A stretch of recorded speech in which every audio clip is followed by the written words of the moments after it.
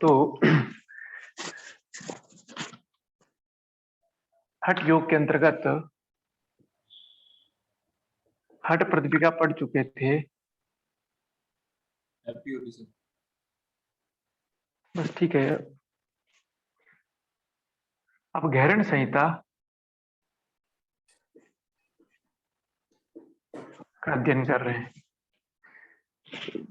Mute कर दीजिए जो भी अनम्यूट है। तो घेरण संहिता के अंतर्गत महर्षि घेरण शिष्य रूप में आए राजा चंड कपाली को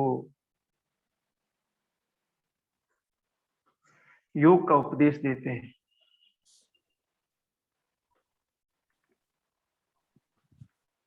योग का उपदेश देते हैं। ये ऋतु अपने आप को म्यूट कर ले।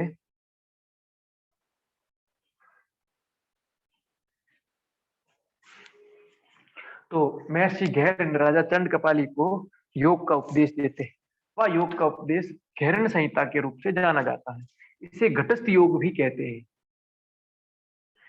वैसे घटस्थ योग शब्द हठ प्रतिपिका में भी आया और योग के 7 अंग होने के कारण इसे सप्तांग योग भी कहते हैं। सप्तांग योग।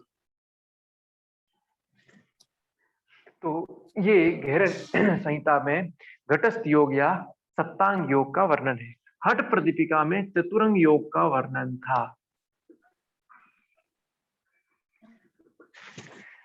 हठ प्रतिपिका ही ग्रंथ का नाम है। हठ योग प्रतिपिका कहीं भी नाम नहीं है। आशीष यादव म्यूट कर लें प्लीज।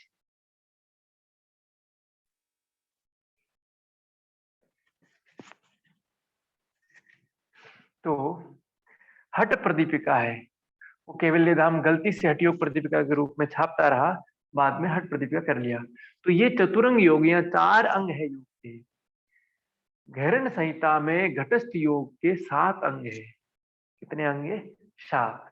तो राजा चंड कपाली योग का उपदेश देते हैं सॉरी, राजा चंड कपाली को महर्षि घेरण योग का उपदेश देते हैं। ये लगभग 16वीं 17वीं शताब्दी का ग्रंथ है। हठ प्रतिपिका इससे पहले के ये 13वीं 14वीं शताब्दी का ग्रंथ है। तो मूलतः हठ योग पर आधारित। इन दोनों में विशेष अंतर षटकर्म का है। सबसे जो विशेष अंतर है वो षटकर्म का है।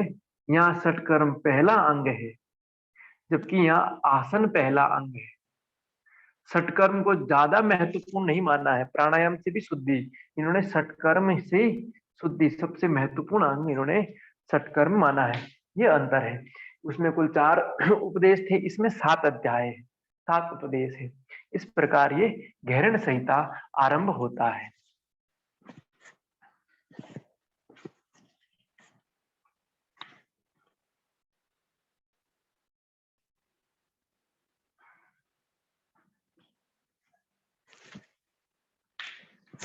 तो घेरण संहिता में महर्षि घेरण के पास जो योगी होते हैं उनके पास राजा चंड कपाली जाते हैं। राजा चंड कपाली जाते हैं और एकदा चंड कपालेर गत्वा घेरण कुटिटम प्रणम्य विनयात भक्त्या घेरण परिपृच्छति। एक समय राजा चंड कपाली महर्षि घेरण की कुटिया पर जाते हैं। उन्होंने भक्ति पूर्वक प्रणाम करते हुए पूछते हैं, क्या पूछते हैं? घटस्य योगम योगे तत्व ज्ञानस्य कारणम इदानीम श्रोतुम इच्छामि योगीश्वर वद प्रभु। हे योग विद्या के स्वामी, शरीर द्वारा घटस्थ यानी जो शरीर के द्वारा संपादित योग है, जो शरीर के द्वारा संपादन हो, शरीर के द्वारा क्रियान्वित हो, उस योग और तत्व ज्ञान का जो कारण है, हे योग विद्या के वेता या ईश्वर नहीं, अधीश्वर, तो वेता। इस समय में उस योग के द्वारा शरीर द्वारा जो संपादित हुआ है उस योग को जानना चाहता हूं। तो आप मुझे घटस्थ योग को बताएं, यह जो तत्व ज्ञान का कारण है उसे बताइए। तत्व ज्ञान का कारण है उसे बताइए। एक दिन किसी ने प्रश्न पूछा था तत्व ज्ञान, तो तत्व ज्ञान साधक तत्व के अंतर्गत है। हठ प्रदीपिका में साधक तत्व के अंदर तत्व ज्ञान का वर्णन है। और यहाँ तत्व ज्ञान का कारण योग कहा गया है। यहाँ क्या कहा गया? योग कहा गया है। तो उसका बोले वो मैं सुनना चाहता हूँ, योग भी सुनना चाहता हूँ, और जो तत्व ज्ञान का कारण योग है वो मैं सुनना चाहता हूँ, तो कृपया करके मुझे कहें, कृपया करके मुझे कहें। तो घेरन बोलते हैं, अच्छा प्रश्न पूछा, बहुत ही उत्तम है, तुम जो पूछ रहे हो इसलिए मैं तुम्हें बताऊंगा, एकाग्रचित होकर सुनो। एकाग्रचित। तो अब वर्णन कर रहे हैं, नास्ति माया समम पापम, नास्ति योगात परम बलम, नास्ति ज्ञानात परो बंधुर, न अहंकार प्रभु। माया के समान पाप नहीं, तो पाप और बल, ठीक है, और बंधु और शत्रु, बंधु और रिपु, मित्र और शत्रु। तो पाप क्या है? माया, अर्थात अविद्या, मिथ्या ज्ञान, अज्ञान जनित जो भी कुछ वो सब पाप है। और बल क्या है? योग, योग से बढ़कर कोई बल नहीं है। परम बलम बलम, ठीक है। मित्र तो ज्ञान, ज्ञान से बढ़कर कोई मित्र नहीं है, और अहंकार से बढ़कर कोई शत्रु नहीं है।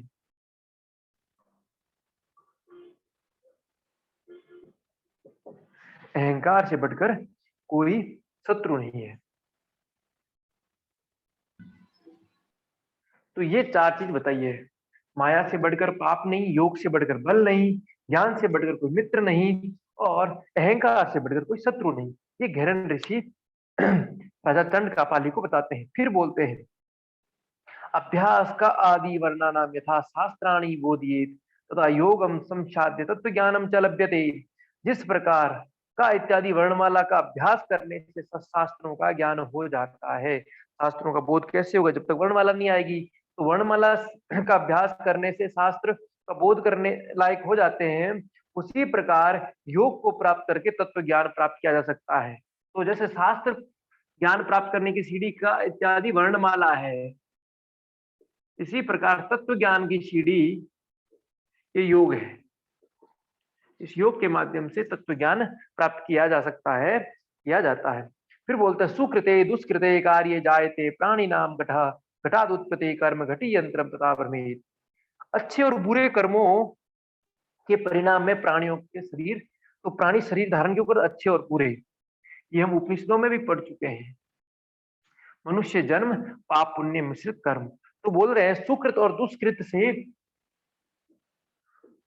सुकृत और दुष्कृत, जिसको पाप पुण्य कर्म कह सकते हैं, मिश्रित कर्म से ये मनुष्य शरीर उत्पन्न होता है। ये मनुष्य शरीर उत्पन्न होता है, मनुष्य शरीर उत्पन्न होता है। घटाद उत्पत्ति, शरीर से कर्म होता है, और शरीर से क्या उत्पन्न होता है? शरीर मिला है तो कर्म उत्पन्न होने ही होने हैं।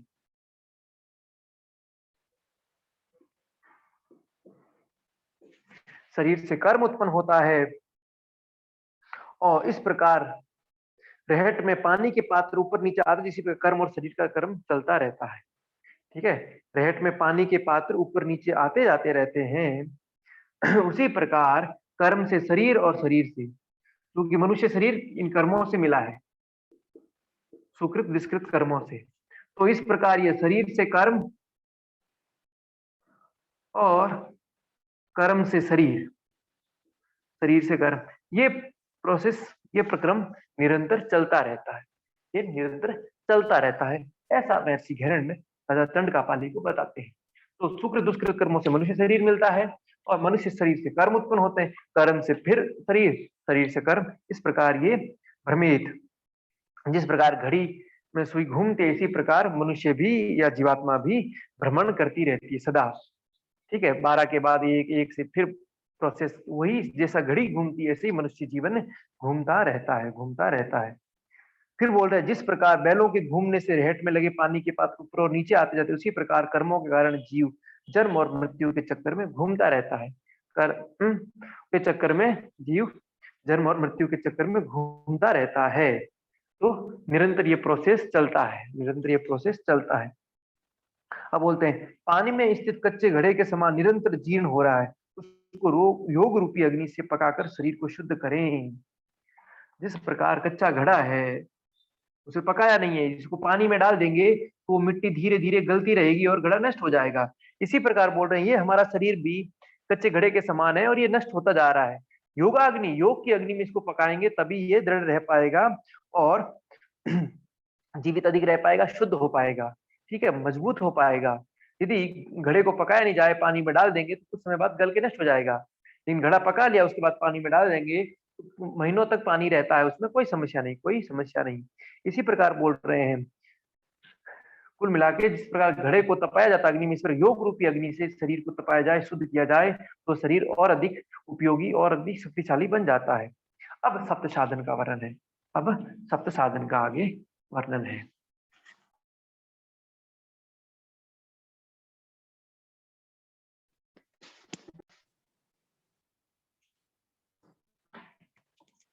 अब आगे सप्त साधन का वर्णन है।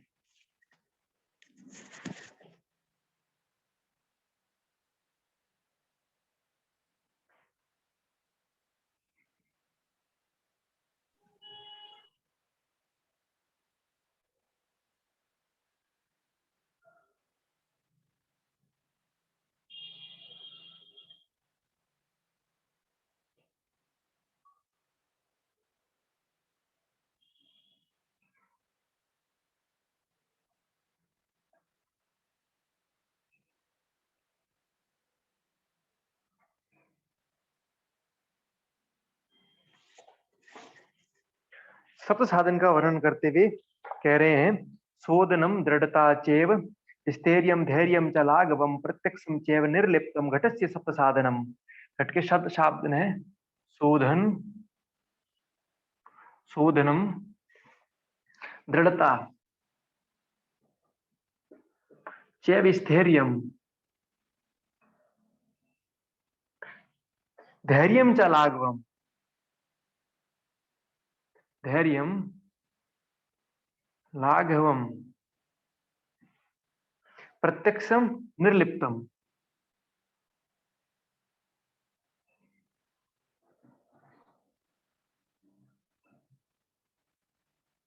तो ये कुल मिला के 7 साधन हो गए।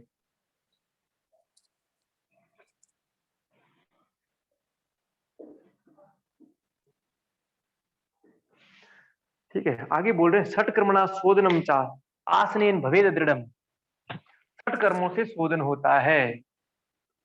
षट कर्म, आसन से दृढ़ता, आसनेन भवेद दृढ़म,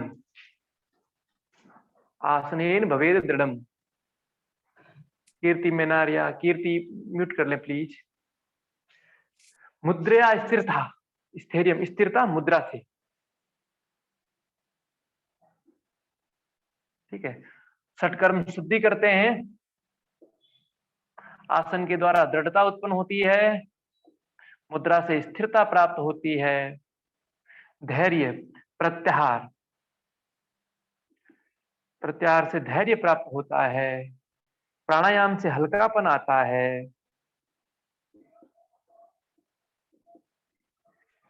प्रत्यक्ष ध्यान के द्वारा आत्म चेतना का साक्षात्कार होता है और समाधि के द्वारा निर्लिप्त अवस्था आ जाती है, कैवल्य प्राप्त हो जाता है, निर्लिप्तता आ जाती है। तो यहाँ क्रम स्मरण रखेंगे, षटकर्म 1 नंबर, आसन 2, मुद्रा 3, प्रत्याहार 4, प्राणायाम 5, ध्यान 6 और समाधि 7। ये क्रम बिल्कुल भिन्न है अन्य सारे क्रमों से।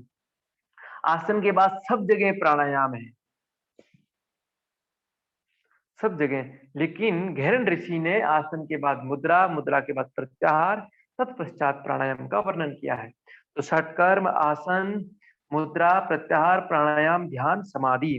तो षटकर्मणा शोधनम च आसनेन भवेद दृढ़म मुद्रया स्थिरता चैव प्रत्याहारेण धीरता प्राणायामत लाघवम ध्यानत प्रत्यक्ष आत्मनः समाधिना च निर्लिप्तम मुक्तिरेव न संशय। इस श्लोक को स्मरण रखेंगे तो सीक्वेंस नहीं भूलेंगे, सीक्वेंस नहीं भूलेंगे, तो ये क्रम स्मरण रखना है। यहाँ आसन के बाद मुद्रा और प्रत्याहार है। हठ प्रदीपिका में भी आसन, प्राणायाम, मुद्रा, बंध और नाद अनुसंधान था। यहाँ थोड़ा ये भिन्न है, इसलिए इसको स्मरण रखना है, इसलिए इसको स्मरण रखना है। अब षटकर्म का वर्णन है। षटकर्म, ठीक है। तो शोधनम, दृढ़ता, स्थैर्यम, धैर्यम, लाघवम, प्रत्यक्ष, निर्लिप्तम। षटकर्म से शुद्धि, आसन से दृढ़ता, मुद्रा से स्थिरता, प्रत्याहार से धैर्य, प्राणायाम से हल्कापन, ध्यान से आत्मचेतना का साक्षात्कार और समाधि से केवल्य या निर्लिप्तता, मुक्ति। अब षटकर्म, अब षटकर्म। धोतिर बस्ती तथा नेति, धोती बस्ती नेति,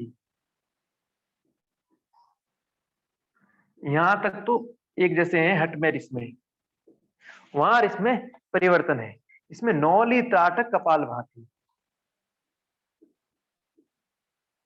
नौली, त्राटक और कपाल भाती, ये भी क्रम स्मरण थी। धोती बस्ती नेति, त्राटक, नौली, कपाल भाती था उसमें।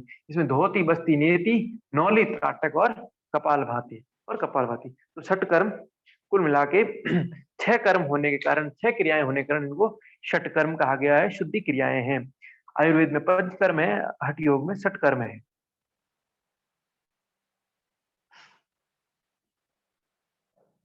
अब आगे धोती, अब आगे धोती।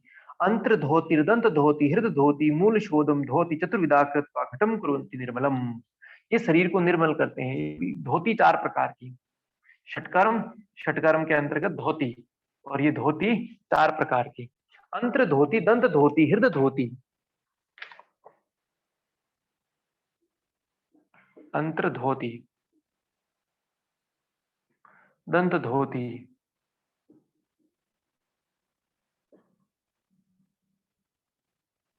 हृदय धोती और मूल शोधन। ये शरीर को निर्मल बनाते हैं। ये चारों धोतियां शरीर को निर्मल बनाती है। घटम घटम कुर्वन्ति निर्मलम। तो ये 4 प्रकार की धोती, 4 प्रकार की। वहां केवल वस्त्र धोती का वर्णन है, साथ में गजकरणी का वर्णन है। इसमें हठ प्रदीपिका में, घैरण्य संहिता में 4 प्रकार की धोती है।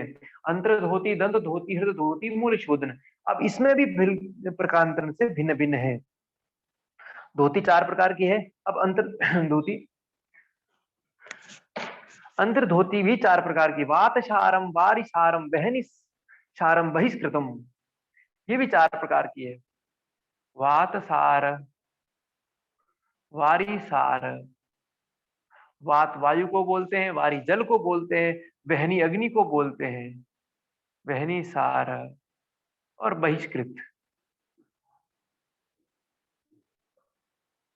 तो ये 4 प्रकार की हो गई। कितनी होगी? धोती 4 प्रकार की। धोती में अंतर धोती भी 4 प्रकार की। अंतर धोती, तो शरीर को निर्बल बनाने के लिए अंतर धोती 4 प्रकार की है। वातसार, वारिसार, अग्निसार और बहिष्कृत। और अब वातसार क्या है?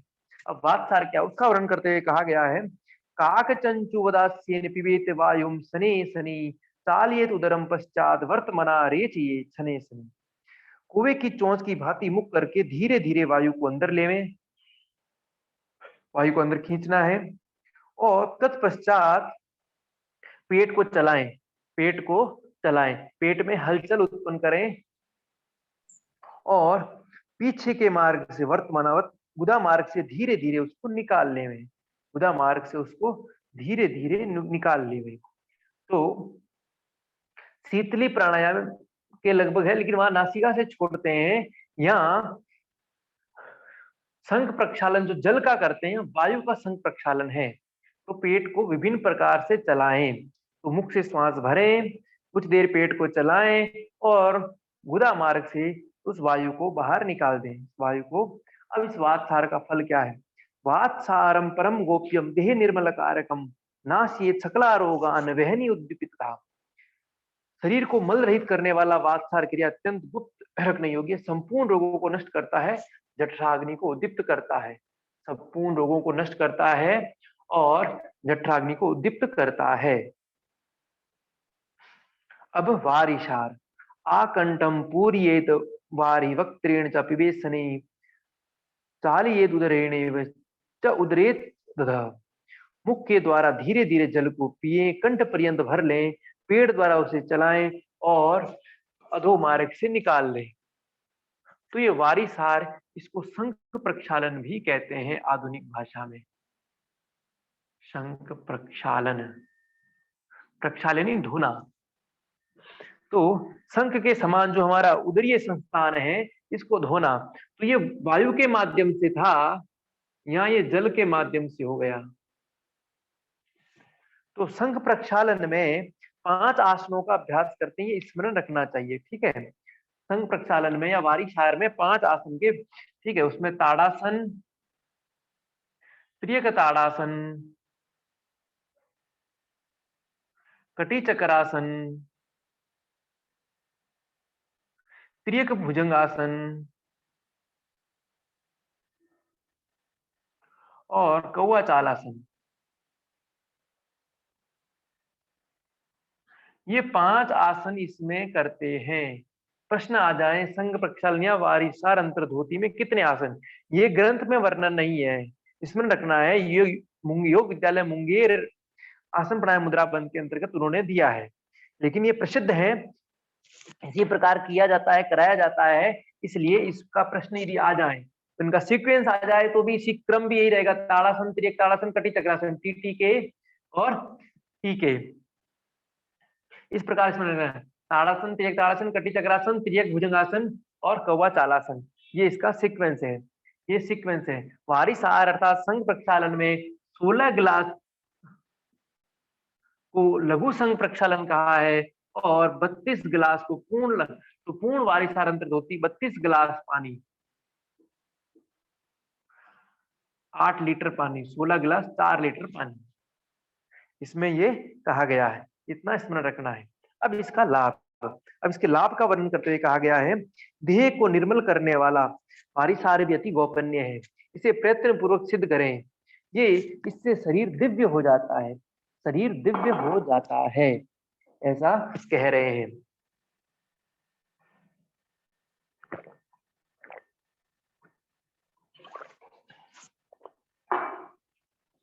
अगली अंतर्धोती है वहनीसार, अग्निसार, जिसको अग्निसार भी कहते हैं।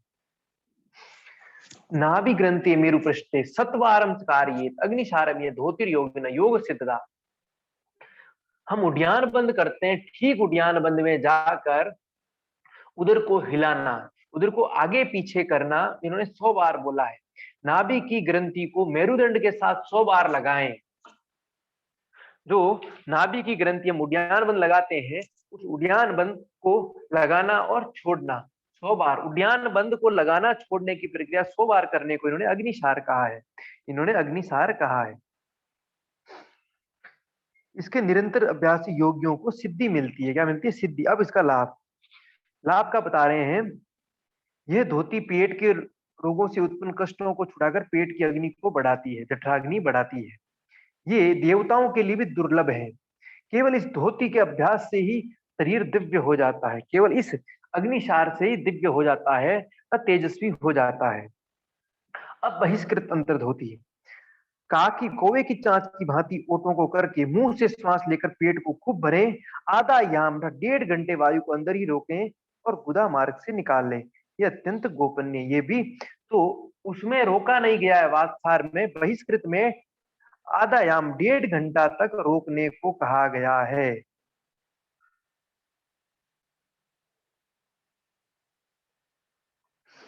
यहाँ थोड़ा वात्सार में, सॉरी, वर्तमाना यानी मुख से निकालना है, ठीक है, उल्टी, वर्तमाना यानी मुख से उल्टी कर देना, और बहिष्कृत में 1.5 घंटा रोक के अधो मार्ग से निकालने को कहा गया है। तो ये थोड़ा भिन्नता है, वात्सार में वर्तमाना उल्टी मुख से निकालना है, बहिष्कृत में कौवे की चांच के समान वायु को अंदर भरा, 1.5 घंटे वायु को अंदर रोका और फिर अधो मार्ग से निकाल लिया।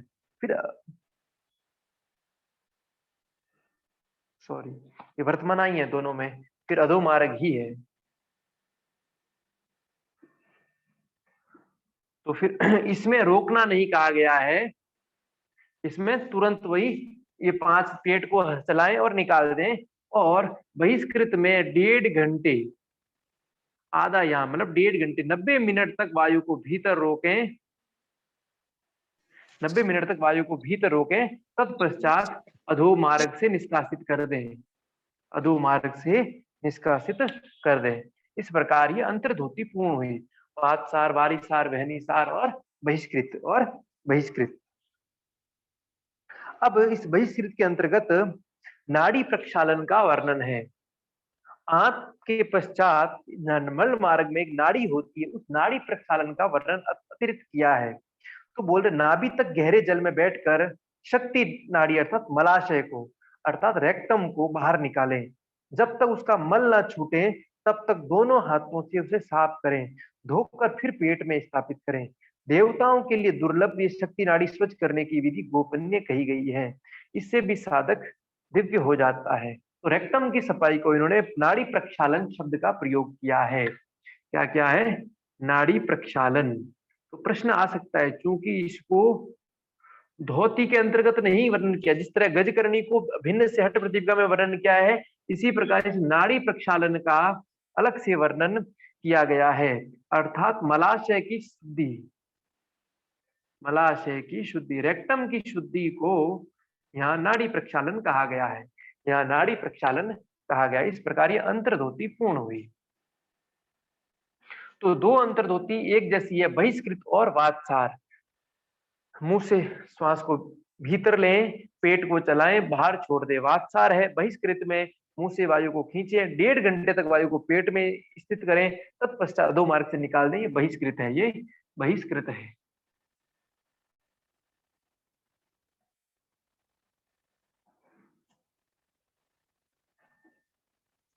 अब दंत धोती, अब दूसरे नंबर दंत धोती।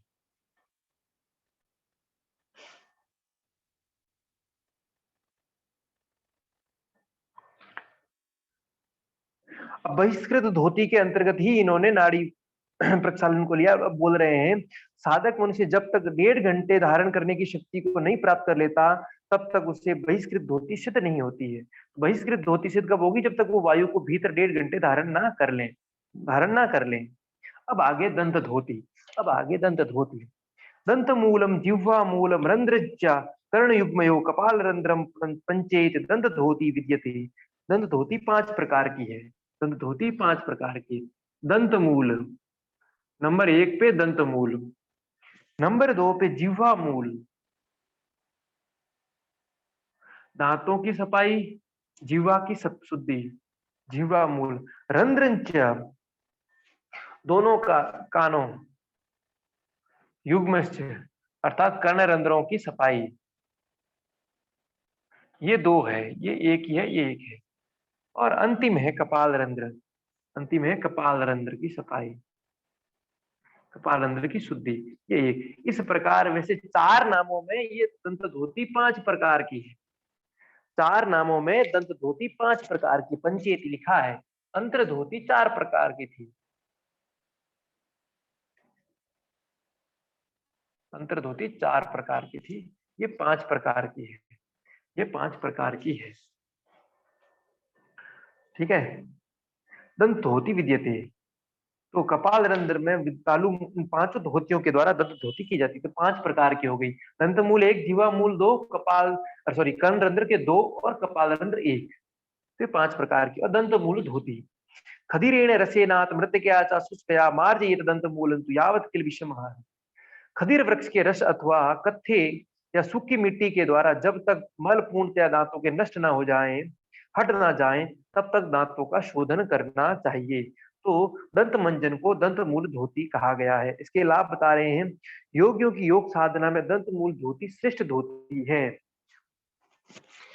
योग साधक दांतों की रक्षा के लिए प्रातः काल तो प्रतिदिन करे ही करें, और बोल रहे हैं धारणा आदि कार्यों में दंत मूल धोती योगीजन आवश्यक मानते हैं।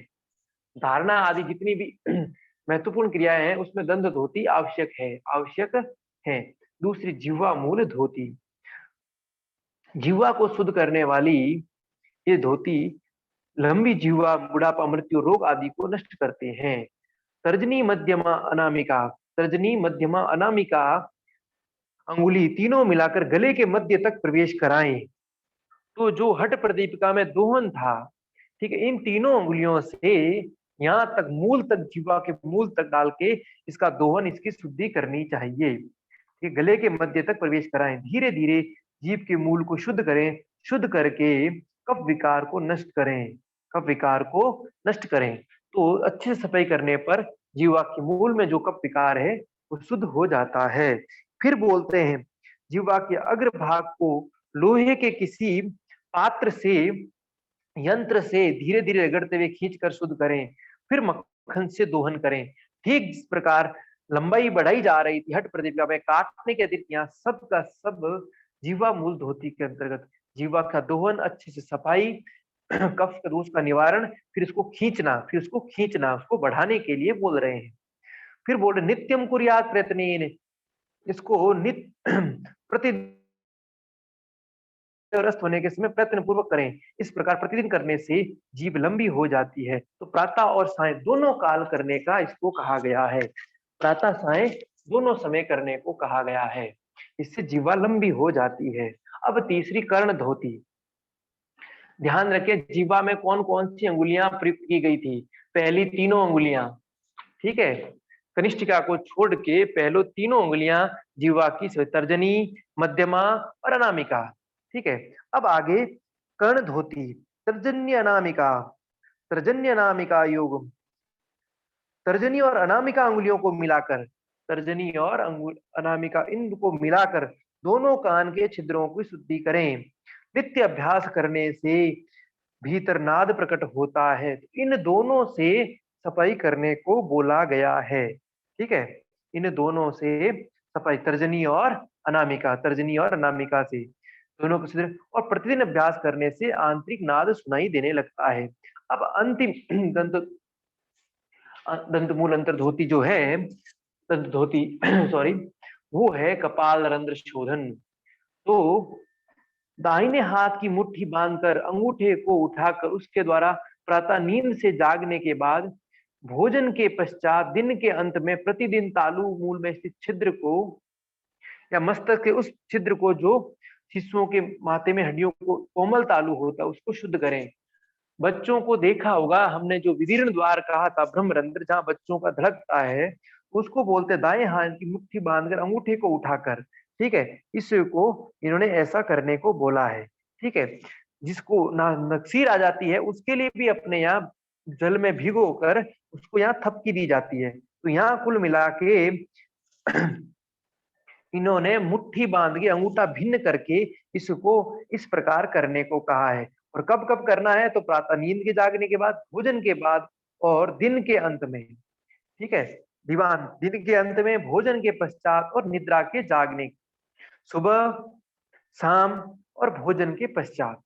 भोजन के पश्चात जब जब भोजन करें तब तब। इस प्रकार इन्होंने तीन भिन्न प्रकार इसको करने को कहा है। इस प्रकार अभ्यास करने से ब्रह्मरंध्र शुद्ध हो जाता है, साधक विकृत कफ दूर हो जाता है, नाड़ी निर्मल होती है और दिव्य दृष्टि प्राप्त होती है।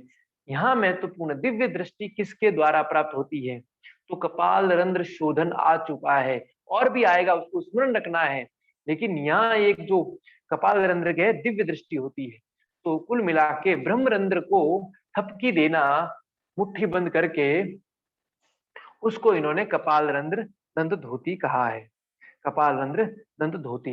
इस प्रकार ये 5 प्रकार की दंत धोती थी। दंत मूल, जिह्वा मूल, कर्ण रंध्र, कपाल रंध्र, कर्ण रंध्र, कपाल रंध्र।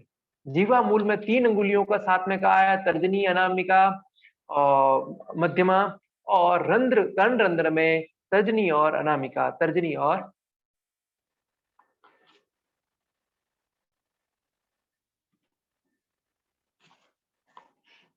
अब हृदय धोती।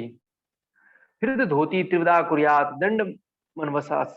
हृदय धोती 3 प्रकार की, दंड, वमन, वाससा। वस्त्र धोती, दंड, वमन और वस्त्र। तो अंतर धोती 4 प्रकार की थी, दंत धोती 5 प्रकार की थी, हृदय धोती 3 प्रकार की है। दंड धोती, वमन धोती और वस्त्र धोती, और वस्त्र धोती। इस प्रकार ये 3 प्रकार की। तो धोती धोती 4, 5, 9, 3, 12 और एक 13 प्रकार की हो गई। तो ये स्मरण रखना है कि घैरण्य संहिता के अनुसार धोती, अंतर्धोती कितने प्रकार की है कुल, तो या सॉरी धोती, तो धोती कुल 13 प्रकार की है, अंतर्धोती 4 प्रकार की है। तो घैरण्य संहिता के अनुसार धोती कितने प्रकार की है? 13। अब हृद धोती, हृद धोती 3 प्रकार की है, दंड धोती, वमन धोती और वस्त्र धोती। अब दंड धोती के लिए बोल रहे हैं, रंभादंडम हरिद्राया वेतदंडम तेवचा हृद मध्य चालित्वा तुने प्रत्याहार सने। केले के पत्ते का डंठल, रंभा दंडम का अर्थ स्मरण होना चाहिए, केले के पत्ते का डंठल, हरिद्राया हल्दी के पत्ते का डंठल, वेत्रधर्म वेत का डंठल, इन तीनों में से कोई भी हो उसको हृदय पर्यंत ले जाकर फिर धीरे धीरे बाहर निकालते हैं, उसको